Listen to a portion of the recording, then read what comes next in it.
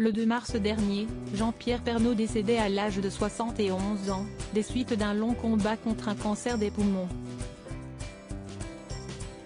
Il laissait alors derrière lui ses proches, dont ses enfants Tom et Lou, nés de son union avec l'ancienne Miss France et comédienne Nathalie Marquet.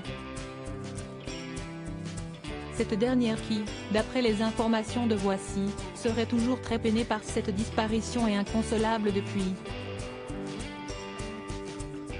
À tel point qu'elle ne sortirait plus du tout de chez elle. Elle reste cloîtrée avec ses 2 gros chiens et elle se fait livrer des courses à domicile, aurait confié l'un de ses proches au magazine. La dernière fois qu'elle a été aperçue en train de mettre un pied dehors, c'était le 16 décembre dernier, en sortant de son rendez-vous chez le chiropracteur. Elle se serait, dans la foulée, garée devant un temple bouddhiste, avant de rester là, au volant, les yeux fermés, comme si elle méditait, a rapporté un témoin de la scène au magazine.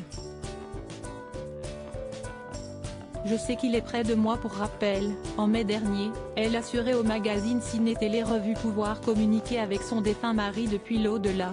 Je sais qu'il est près de moi. Je crois aux anges, à la vie après la mort.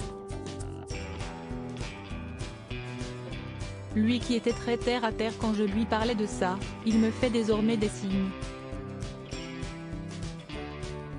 Pendant 2 mois, j'ai quitté l'hôpital chaque soir à 21 h et la tour Eiffel était éteinte. Le jour où il est mort, en sortant, elle était allumée, elle scintillait.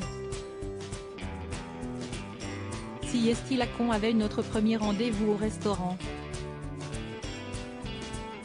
Plus récemment, elle lui rendait hommage sur son compte Instagram à l'occasion de l'anniversaire de leur rencontre. Le 8 décembre 2001, il y a 21 ans, je rencontrais mon prince charmant. Mon cœur saigne aujourd'hui, écrivait-elle en légende d'une vidéo d'archives dans laquelle le célèbre journaliste de TF1 revenait sur ce moment qui a changé sa vie. Mais le 24 décembre prochain, elle célébrera donc Noël sans lui pour la première fois depuis plus de 20 ans. Elle pourra, en revanche, certainement compter sur le soutien de ses proches pour lui permettre de passer de bonnes fêtes malgré son immense chagrin.